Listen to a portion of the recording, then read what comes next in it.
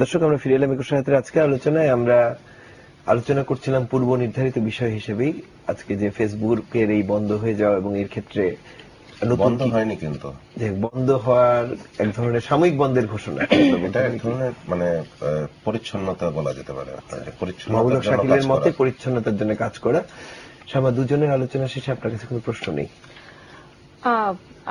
আমার কমেন্ট আছে ওনাদের আলোচনার সাপেক্ষে।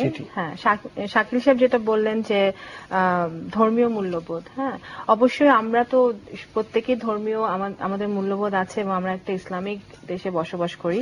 কিন্তু আমার যেটা প্রশ্ন যে যদি ওনারা তো এই পার্টিকুলার এই ঘটনা যে ঘটেছে, একটা ছেলেকে কিন্তু ওনারা ধরেছেন, যে ছেলেটা এই হ্যাঁ রেডিন, এবং কিন্তু সে, আমার কথা হচ্ছে যে আমরা যদি এই পাশ্চাত্যে যারা এরকম একটা প্রবণতা গত অনেক বছর ধরে লক্ষ্য করা যাচ্ছে যে মুসলিম কান্ট্রিগুলোকে, ইসলামিক দেশগুলোকে ইয়ে করার জন্য তারা বিভিন্নভাবে আমাদের বিভিন্ন কার্টুন বা বিভিন্ন কটূক্তি, বিভিন্ন কমেন্টের মাধ্যমে তারা ইয়ে করছে, মুসলমানদেরকে টার্গেট করছে।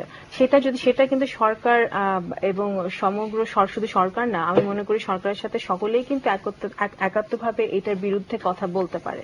কিন্তু ফেসবুকের মতো একটা মাধ্যমকে নিয়ন্ত্রণ করা, যেটা ওনার ভাষায়, কিন্তু এটা আমরা কিন্তু একজন দুইজন প্রক্সি দিয়ে ঢুকতে পারে, 100 জন প্রক্সি ব্যবহার করে ঢুকতে পারে। প্রক্সি দিয়ে ঢোকাটা কতটুকু নৈতিক, এবং সেটা কেন আমি করব?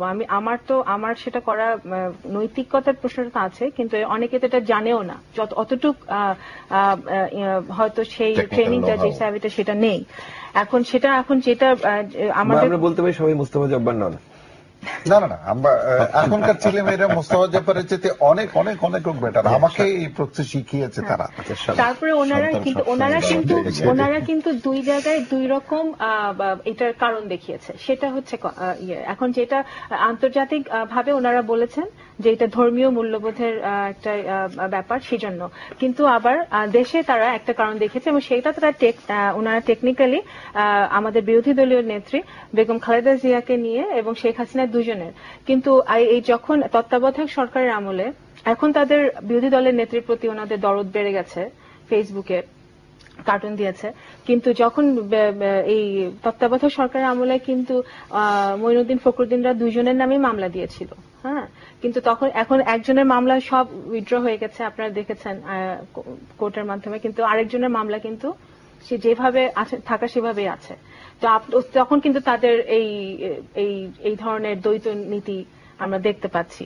তো সেটা অবশ্যই একটা বিষয়। আর আরেকটা কথা যেটা আমি বলতে চাচ্ছি, যে এই যখন কোনো তথ্য প্রযুক্তি, আমরা অবশ্যই চাই যে বাংলাদেশ আরো তথ্য প্রযুক্তির দিকে আরো উন্নত লাভ করুক, কিন্তু সব প্রযুক্তিরই একটা নেগেটিভ এবং পজিটিভ সাইড আছে। হ্যাঁ, যেমন ফেসবুকে যখন উনি বললেন যে হ্যাঁ ইন্টারনেট ব্যবহারে একটা নিয়ন্ত্রণ দরকার, অবশ্যই সেটা নিয়ন্ত্রণ আমরা করতে পারি। আমার 10 বছরের ছেলে যখন ইন্টারনেট ইউজ করে, আমি অবশ্যই সেটা নিয়ন্ত্রণ করব যে সে কোন কোন সাইটে যেতে পারবে। হ্যাঁ, সেটা তো আছে। কিন্তু একটা যে কোন ফেসবুক বা এর মতো যে কোনো একটা মাধ্যমকে একেবারে বন্ধ করে দেওয়াটা, বা সাময়িকভাবে বন্ধ করে দেওয়াটাও কিন্তু আমার কাছে মনে হয়েছে যে বিশ্বের কাছে বাংলাদেশের যে একটা এখন এই কারণে যে ভাবমূর্তিটা ক্ষুণ্ণ হয়েছে, আমি মনে করি ভীষণভাবে ক্ষুণ্ণ হয়েছে। শাকিল, দুটি প্রসঙ্গের অবতারণা। এবং আরেকটা যেটা আমি বলতে চাচ্ছি, 1 মিনিট, আমি সেটা শাকিল সাথে আপনি বলতে পারবেন। আরেক যেটা বলতে চাচ্ছি যে ওনারা যে তথ্য প্রযুক্তি ব্যবহার করে যে ইশতেহার তৈরি করেছিলেন, এবং ওনারা সেই ইশতেহারের যে ওনাদের মেইন 5 পয়েন্টস ছিল, সেই সেকেন্ড পয়েন্টে ওনাদের মানে যে দ্বিতীয় গুরুত্বপূর্ণ ব্যাপারটা ছিল যে ওনারা ডিজিটাল বাংলাদেশ গড়বেন এবং 2021 সালের ভিশন আছে ওনাদের। হ্যাঁ, তো 2021 তো অনেক দেরির ব্যাপার। 2010 সালে আমরা যে দেখতে পাচ্ছি যে অবস্থা, সেখানে ওনারা ডিজিটাল বাংলাদেশ গড়বেন মানে কিভাবে, যদি ওনারা সব মাধ্যমগুলো ওনারা আস্তে আস্তে বন্ধ করে দেন। এবং আমি প্রথমেই বলেছিলাম যে ফেসবুক বন্ধ করাটা এটা কোনো বিচ্ছিন্ন ঘটনা না। ওনারা এর আগেও একটা চ্যানেল বন্ধ করেছেন, তারপরে ফেসবুক একটা টক শো বন্ধ হয়েছে, তারপরে একটা বাংলাদেশে একটা দৈনিক পত্রিকা বন্ধ করেছেন। তো ওনারা কিন্তু এটা কোনো বিচ্ছিন্ন ঘটনা না। কিন্তু এখানে পরে ওনারা সবকিছু বন্ধ করতে পারবেন। একটা কার্টুন কিন্তু একটা শিল্প আপনি যদি কার্টুন হিসেবে চিন্তা করেন, এটা একটা সেই শিল্প হ্যাঁ, বোধহয় আমরা কিন্তু সেটা দেখেছি কিন্তু আপনি দেখেন, যে অনেক সময় হয়তো যখন রাজনৈতিক প্রসঙ্গ এসেছে, যখন বিএনপি ক্ষমতায় ছিল তখন অনেক কার্টুন নিয়ে অনেক কার্টুনিস্টকে রোশন হলে পড়তে হয়েছে। যেন শাকিল, আপনার কাছে আসছি সময়ের দিকে খেয়াল রেখে। আমি ম্যাডামের কিছু কথার সাথে অবশ্যই মানে ওনার সেন্টিমেন্ট আমি বুঝতে পারছি, বাট এখানে আমার জাস্ট কিছু মানে অবজারভেশন, সেটা হচ্ছে যে বাংলাদেশে একটি সরকার, যে দেশের সংখ্যাগরিষ্ঠ মানুষ একটি নির্দিষ্ট ধর্মীয় মূল্যবোধ, ধর্মীয় বিশ্বাস লালন করে, সেখানে আপনি কি চান না যে হযরত মুহাম্মদ মুস্তাফা সাল্লাল্লাহু আলাইহি ওয়াসাল্লামের বিরুদ্ধে যেখানে কার্টুন আহ্বান করা হচ্ছে, সেখানে সরকার এটা বন্ধ করার জন্য কোনো কার্যকর ব্যবস্থা নেবে? সেটা অবশ্যই নেবে। আপনি আমি কি তো চান সেটা না যে বলেছি। শুধুমাত্র নারী হওয়ার অপরাধে মাননীয় প্রধানমন্ত্রী বা মাননীয় বিরোধী দলীয় নেতার বিরুদ্ধে কুরুচিপূর্ণ কার্টুন, ছবি, মন্তব্য প্রকাশিত হবে, তার বিরুদ্ধে সরকার ব্যবস্থা নিক?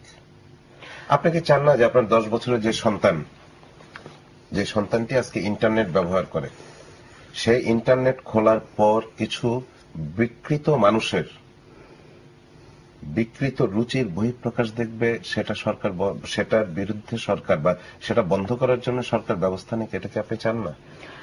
অবশ্যই অবাধ আমি তথ্য চাই। প্রবাহ অবশ্যই আমরা সবাই চাই, কিন্তু অবাধ তথ্য প্রবাহের মানে এই না যে আমার সামাজিক মূল্যবোধ, আমার ধর্মীয় মূল্যবোধ, আমার নৈতিকতা, যে দেশের মানুষ আমি, যে মাটির সন্তান আমি, সেই মাটিতে দাঁড়িয়ে আমরা যে বিশ্বাস নিয়ে লালিত হয়েছি, সেই বিশ্বাসের বিরুদ্ধে যে সমস্ত বিকৃত রুচির জিনিসগুলো সামনে আসবে, সেগুলো বন্ধে সরকার কার্যকর ব্যবস্থা গ্রহণ করুক, সেটা কি আপনি চান না? না, সেটা আমি বিশ্বাস করি যে অবশ্যই আপনি চান। এরপর আপনি যেটা বললেন একটি টক শো এবং একটি দৈনিক পত্রিকার বিষয়, হ্যাঁ, একটি টক শো বন্ধ হয়ে গিয়েছে। টক শোটি কারা বন্ধ করেছে? যে নির্দিষ্ট টেলিভিশন চ্যানেলে টক শোতে প্রচারিত হতো, সে টেলিভিশন চ্যানেলের সুনির্দিষ্ট বক্তব্য বাংলাদেশের প্রচার মাধ্যমে এসেছে।